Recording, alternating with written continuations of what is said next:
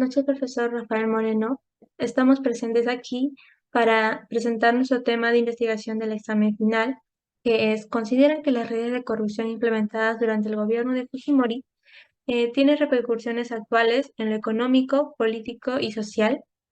Primeramente voy a presentar a mi equipo, que son El Escano Rivero Sirvin, Falcón Montoya Helen, Díaz Guamán Stephanie, Dávila Cordero Adrián, y quien les habla, la Luna Silvana Durán Camarena, quien le envía un cordial saludo.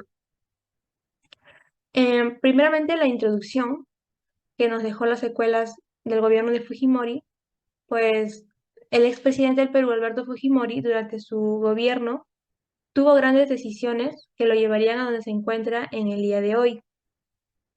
Tras ganar las elecciones de una manera tan controversial, llega al poder donde crea una desestabilización de aquellos años, tratando de combatir el terrorismo causado por Abimael Guzmán, el líder del Sendero Luminoso, em, y también la grave situación que nos dejó Alan García al fines de los 90 por la estatización de la banca.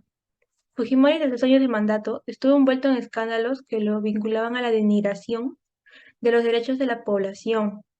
Fue hasta unos videos de su ex antecesor, los Vladivideos famosos, que fue juzgado y terminaría sentenciado a 25 años de cárcel.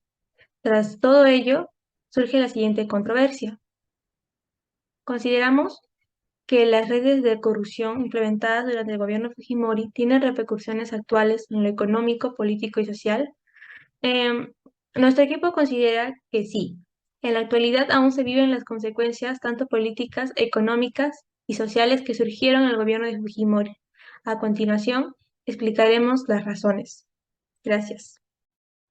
Una de las razones que señaló nuestra compañera son las consecuencias económicas del gobierno de Fujimori, que dejó millonarias deudas que, según Rocío Romero, podrían cubrir el presupuesto de programas sociales como Juntos, que beneficiaría a más de 300.000 familias, o Pensión 65, con alrededor de 500.000 de usuarios por un periodo de 2 años. Construir 60 colegios emblemáticos al interior del país, edificar 5 hospitales regionales o hasta cubrir 2.3 millones de remuneraciones mínimas vitales. Sin embargo, ese dinero se considera perdido prácticamente. Por otro lado, en enero de 1991, en donde se registró el primer caso clínico de cólera, una enfermedad que en los siguientes 8 años ocasionaría la muerte de más de 5.000 personas en todo el Perú, y cuyo contexto el gobierno de Alberto Fujimori lo usó para favorecer la compra sobrevalorada de medicamentos que generaron la pérdida de más de 190 millones de dólares al Estado. Por otro lado, según el medio digital Ojo Público, las deudas por reparaciones civiles de todos los condenados por corrupción entre los años 2000 y 2015 ascienden a casi 2.000 millones de soles.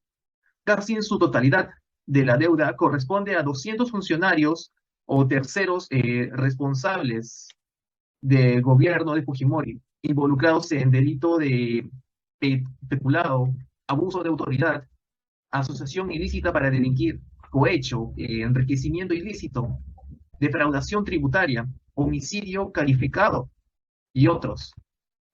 Además, en su gobierno se vendieron casi todas las empresas que le pertenecían al Perú, y por eso ahora pagamos los precios más altos en casi toda Latinoamérica.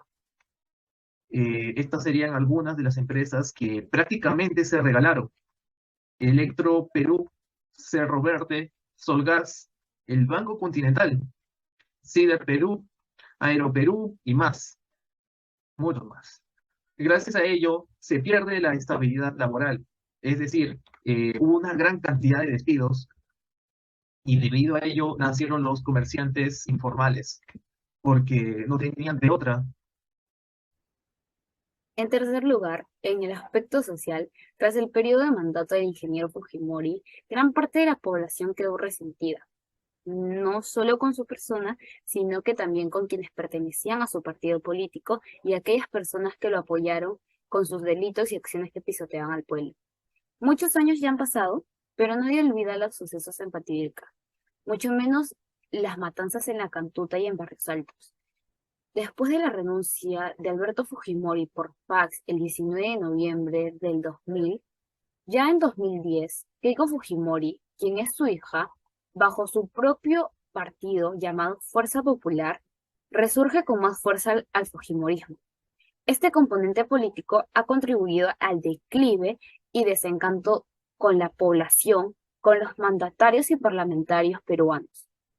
Por otro lado, lo más importante de este punto viene a ser que tras 3 intentos fallidos de Keiko para implantar el fujimorismo nuevamente en la presidencia del Perú, se ha llegado a crear una gran brecha entre quienes han olvidado las situaciones críticas en las que nos hizo pasar Fujimori, como la escasez, el hambre, la muerte, pero hay quienes no olvidan, no perdonan, ni mucho menos apoyan sus ideologías y sus acciones. Esto al día de hoy ha creado una crisis social por defender nuestros derechos más allá de defender a un partido político. Claro ejemplo de esto ha sido el manejo a diestra y siniestra que lleva el fujimorismo en la política peruana. Esto último ha ocasionado 3 vacancias de presidentes en los últimos 6 años, además de un cierre del Congreso. En consecuencia, estas acciones han traído la desestabilización del país y la indignación del pueblo.